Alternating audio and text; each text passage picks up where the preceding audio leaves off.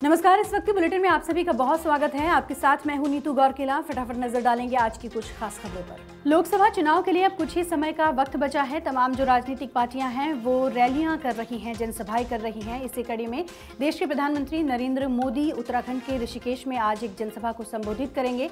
आपको बता दें कि लोकसभा चुनाव के लिए उत्तराखंड में जनसभा का ये दूसरा दौर पीएम मोदी का है। और साथ ही साथ ये भी बता दें कि उत्तराखंड के मुख्यमंत्री पुष्कर सिंह धामी भी उत्तराखंड के अलग अलग हिस्सों में जनसभाएं कर रहे हैं, रैलियां कर रहे हैं। बीजेपी उत्तराखंड में भी बहुत ज़्यादा लोकसभा चुनाव के लिए सक्रिय है। प्रधानमंत्री नरेंद्र मोदी ऋषिकेश के आईडीपीएल स्थित हॉकी मैदान में गुरुवार यानी कि आज 11 अप्रैल को बीजेपी प्रत्याशियों के समर्थन में जनसभा को संबोधित करेंगे। इसके माध्यम से वो गढ़वाल, टिहरी गढ़वाल व हरिद्वार संसदीय सीटों को साधेंगे। उधर भाजपा ने प्रधानमंत्री की जनसभा के दृष्टिगत सभी तैयारियां पूरी कर ली हैं। इस लोकसभा चुनाव में प्रधानमंत्री मोदी की राज्य में ये दूसरी जनसभा है।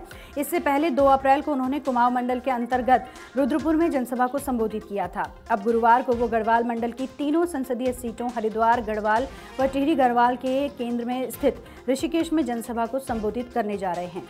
इसके माध्यम से वो गढ़वाल व टिहरी गढ़वाल संसदीय सीटों के सुदूरवर्ती क्षेत्र के मतदाताओं को संदेश देंगे, तो हरिद्वार सीट के जातीय समीकरण भी साधेंगे। यही कारण है कि बीजेपी ने प्रधानमंत्री की सभा के लिए ऋषिकेश को चुना है। बढ़ते हैं आगे। आज पूरे देश में बड़े ही धूमधाम के साथ में ईद का त्योहार मनाया जा रहा है। आपको बता दें कि राजधानी दिल्ली की जामा मस्जिद में तमाम जो मुस्लिम भाई हैं उन्होंने नमाज अदा की है और देश के अलग अलग मस्जिदों से तस्वीरें लगातार सामने आ रही हैं कि किस तरह से मस्जिदों में जो लोग हैं उनकी भीड़ उमड़ रही है और नमाज अदा की जा रही है।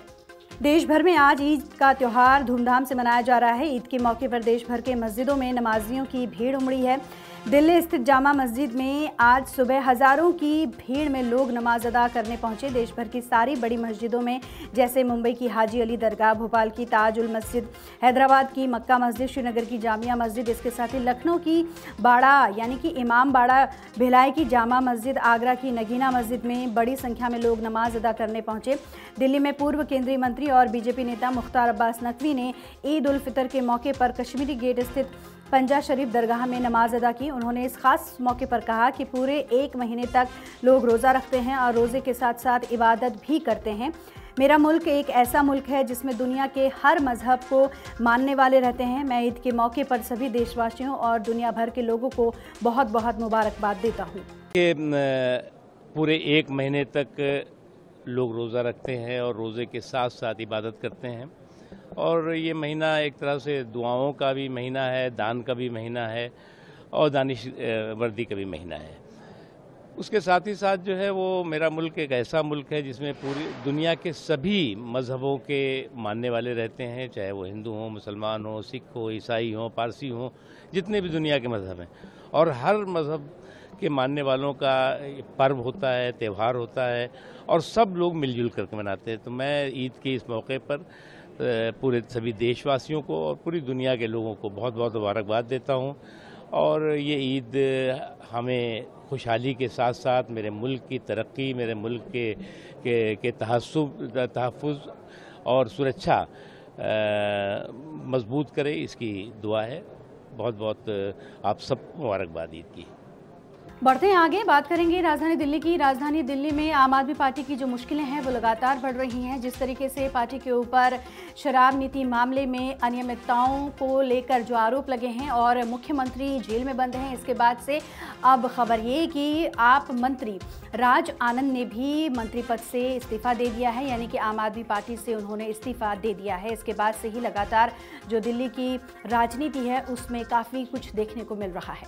दिल्ली सरकार में समाज कल्याण मंत्री रहे राजकुमार आनंद ने बुधवार यानी कि 11 अप्रैल को इस्तीफा दे दिया। उन्होंने आम आदमी पार्टी पर कई आरोप लगाते हुए कहा कि वो अब इस पार्टी में नहीं रहना चाहते। इस्तीफे से पहले ही उन्होंने सीएम केजरीवाल के समर्थन में एक पोस्ट भी लिखा था जिसमें मोदी सरकार पर निशाना साधा गया था। ये पोस्ट चर्चा का विषय बन गया था। हालांकि उन्होंने अब इस पोस्ट को डिलीट कर दिया है। गौरतलब है कि राजकुमार आनंद ने आम आदमी पार्टी से इस्तीफा देने के बाद किसी और पार्टी में जाने के अटकलों को खारिज कर दिया था। बुधवार को ही उन्होंने 2 टूक कहा था कि वो कहीं नहीं जा रहे हैं। जानकारी के लिए बता दें कि कुछ समय पहले ही राजकुमार आनंद के घर ईडी की रेड पड़ी थी और सौरभ भारद्वाज के दावे के मुताबिक ईडी ने राजकुमार को 12 अप्रैल को पेश होने का नोटिस भेजा था। पतंजलि के प्रमुख बाबा रामदेव और बालकृष्ण को कौन नहीं जानता। कई कारणों की वजह से बाबा रामदेव लगातार सुर्खियों में बने रहते हैं, लेकिन उनकी दवाओं के भ्रामक विज्ञापनों को लेकर कोर्ट की तरफ से उन्हें कई बार नोटिस दिया गया। बुधवार को बाबा रामदेव कोर्ट में पेश हुए। उन्होंने कोर्ट में दूसरी बार माफीनामा रखा, लेकिन कोर्ट ने उस माफीनामे को खारिज कर दिया। यानी कि अब हो सकता है कि बाबा रामदेव को सजा मिले। पतंजलि के खिलाफ भ्रामक विज्ञापन मामले में सुप्रीम कोर्ट में सुनवाई हुई। अदालत ने योग गुरु रामदेव और आचार्य बालकृष्ण के दूसरे माफीनामे को भी खारिज कर दिया और कहा कि आपने जानबूझकर कोर्ट के आदेश का उल्लंघन किया है, कार्रवाई के लिए तैयार रहें। बता दें कि अदालत ने इस मुद्दे पर कोई कदम नहीं उठाने के लिए उत्तराखंड स्टेट लाइसेंसिंग अथॉरिटी को भी फटकार लगाई और कहा कि वो इसे हल्के में नहीं लेने वाले। मामले की अगली सुनवाई 16 अप्रैल को होगी। इससे पहले रामदेव ने 2 अप्रैल को सुप्रीम कोर्ट पहुंचकर बिना शर्त माफी मांगी थी। कोर्ट ने माफी स्वीकार नहीं की। आप बता दें कि पूरा मामला क्या है। इंडियन मेडिकल एसोसिएशन ने 17 अगस्त 2022 को पतंजलि के खिलाफ याचिका लगाई थी। कोर्ट ने 21 नवंबर 2023 को पतंजलि को भ्रामक विज्ञापन नहीं देने का आदेश दिया था। हालांकि कंपनी ने इसे नजरअंदाज किया। अदालत ने 27 फरवरी 2024 को कहा था कि पतंजलि भ्रामक दावे करके देश को धोखा दे रही है कि उसकी दवाएं कुछ बीमारियों को ठीक कर देंगी, जबकि इसका कोई ठोस प्रमाण नहीं है।